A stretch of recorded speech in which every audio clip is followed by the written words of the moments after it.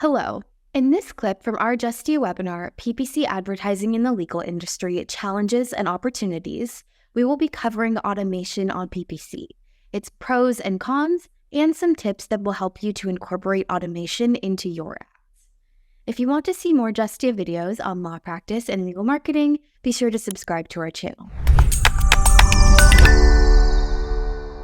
I'll let Jessica go ahead and take over and talk about those recommendations that Google seems to flood your account with on a regular basis and how we should be navigating those. Yes, those pesky recommendations. I'm sure you've all seen them pop up over and over again. Google really pushes these in every Google Ads account out there. And lately we've seen even a bigger push. We've started seeing them show up right above campaigns. So when you're looking at the campaign data and you're on the campaigns tab, looking at the campaign table, they're right at the very top there. You can't miss them. So now we know recommendations are clearly tied to Google's view of best practices, but the way that they're pushed so forcefully, prominently, frequently, it might cause some advertisers to start doubting themselves. Should I apply this recommendation? Is it okay to dismiss this one? Am I missing something? Let's take a closer look. So recommendations that we're also familiar with originated from what were once labeled as opportunities. This was rolled out as a beta, but it became available to all advertisers in the latter part of 2009. And as you can see, it was pretty basic, pretty clear cut. And it mainly just focused on the bottom line numbers, traffic, and costs. And the guidance that it provided was not very user-friendly. There's just a lot going on here.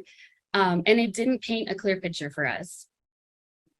So after an opportunities relaunch in 2013, in addition to a little bit more of a user-friendly interface with some graphics, they introduced some buttons.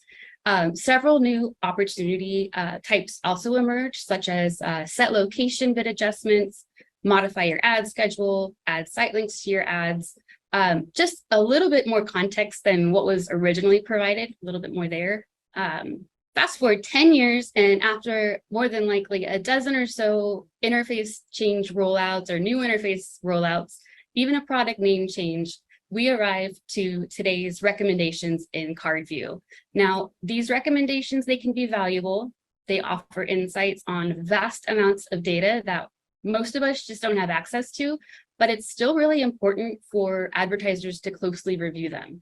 So machine learning algorithms, they're not going to always take into consideration particular business goals or budget constraints, as well as just overall market nuances. So here we can see a little bit more detail about the top recommendation for this particular account.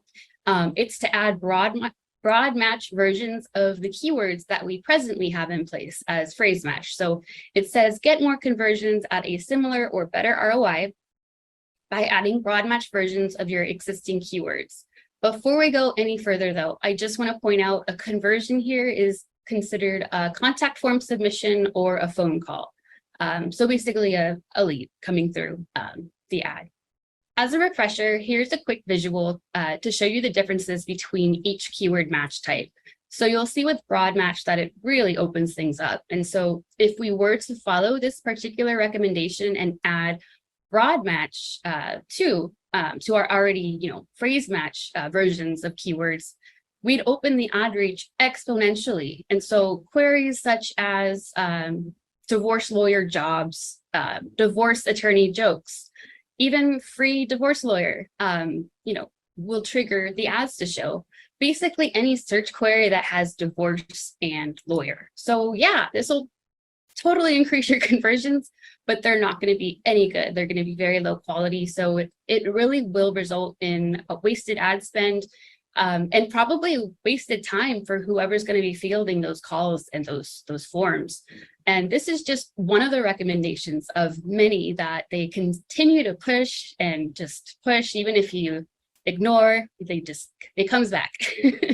But another way of opting into or out of automation is through the auto applied preferences, and you can get here through the account settings. These are recommendations as we've seen before. However, instead of having them on, in little cards, Google has them listed as a checklist of like a to-do list. So some of the suggestions, yeah, they seem totally obvious just to kind of help you keep the account clean and organized, such as remove non-serving keywords, remove redundant keywords. But once a recommendation is applied, its scope should typically remain the same, especially if it forms the basis of an automated process, right? Well, a change did actually occur earlier this year. January 4th, Google notified advertisers about a modification that they made to the recommendation of removing redundant keywords. Before the change, if you were an advertiser and you allowed Google to deduplicate or dedupe your keywords, the rule was that the duplicate keyword had to be the same match type.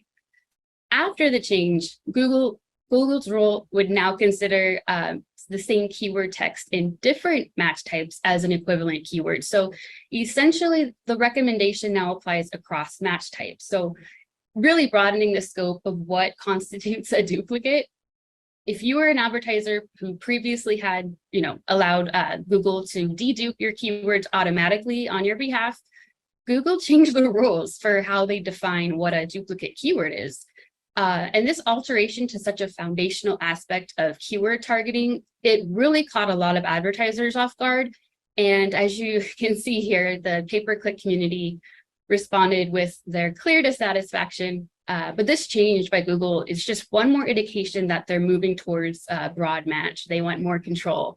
But it's you and not a machine who's going to know what's best for your account. Thanks for watching. We hope you learned about how to take advantage of automation while running PPC ads. Remember to hit the like button and subscribe to our channel for more law practice and legal marketing videos. See you in our next clip.